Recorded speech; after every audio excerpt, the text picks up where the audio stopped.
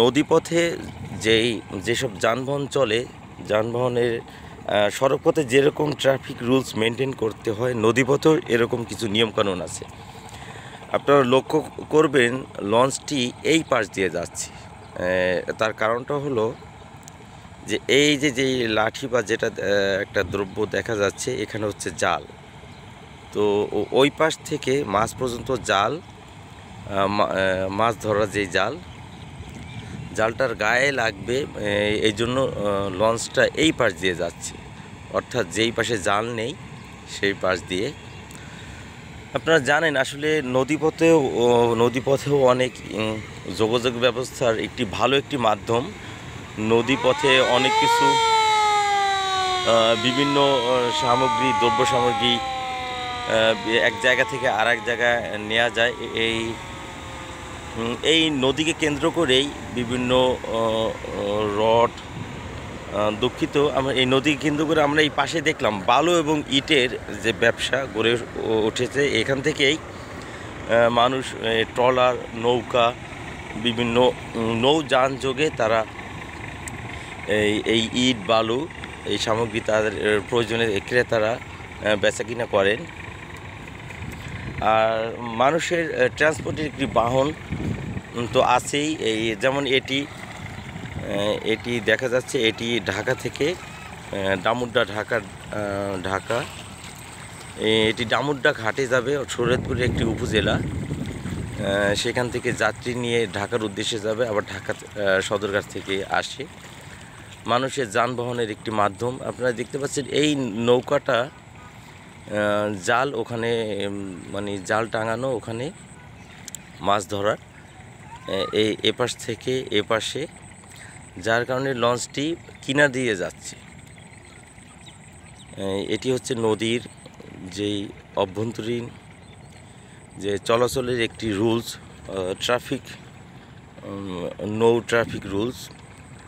আসলে আমরা অনেক সময় ছোট সময় ভাবতাম বিমান যখন আকাশে উড়ে তখন ইচ্ছে মতো এদিক এদিক ছুটোছুটি করতে পারে। আসলে না, বিমানেও আকাশপথ যেমনি যে এয়ার রুলস আছে, বিমান চলাচলের জন্য একটা রুট আছে, তেমনি নদীপথেও রুলস আছে, আবার সড়ক পথেও রুলস আছে। এই নদীটি হচ্ছে জয়ন্ত নদী। এই নদীটির অবস্থান হচ্ছে শরীয়তপুরের গোসাইরহাট উপজেলা। আর এই ব্রিজটিকে বলা হয় পট্টি ব্রিজ, অর্থাৎ গোসাইরহাট বড় ব্রিজ।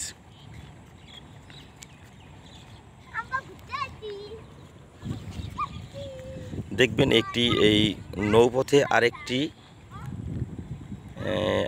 বড় ট্রলার, যেটা বালু যেই ড্রেজারের মাধ্যমে যেভাবে বালু উত্তোলন করা হয়, সেরকম একটি বাহন। এগুলিকে আরেকটি ভাষায় বলা হয় বাল্কহেড, যে ওরকমই ওই বাল্কহেড আসছে। এটিও এই জালের পাশ দিয়ে আসছে। আপনারা লক্ষ্য করবেন এই ট্রলার ও লঞ্চ যাওয়ার কারণে একটি ঢেউয়ের সৃষ্টি হয়েছে।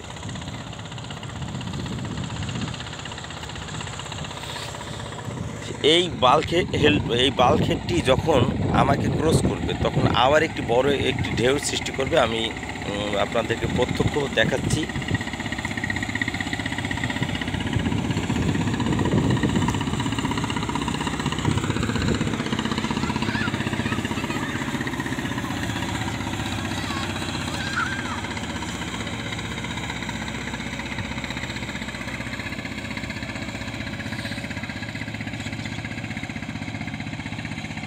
দেখবেন ঢেউটি আসছে ধীরে ধীরে তীরের দিকে।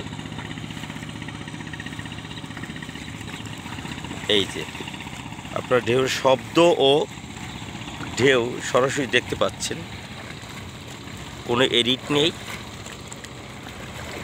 কিভাবে ঢেউ সৃষ্টি হয় এবং কিভাবে তীরে এসে তীরের যেই কর্দমাক্ত মাটি বা বালুকে আঘাত করে। এখানে এরকম আঘাত করে এই কারণে জিও ব্যাগ, যে সরকারিভাবে জিও ব্যাগ নৌ পরিবহন বা যে নদী মন্ত্রণালয়ের থেকে জিও ব্যাগ দেওয়া হয়েছে, যেন তীরটা ভেঙে না যায়। ধন্যবাদ সকলকে দেখার জন্য। আবার ফিরে আসবো অন্য কোনো ভিডিও নিয়ে।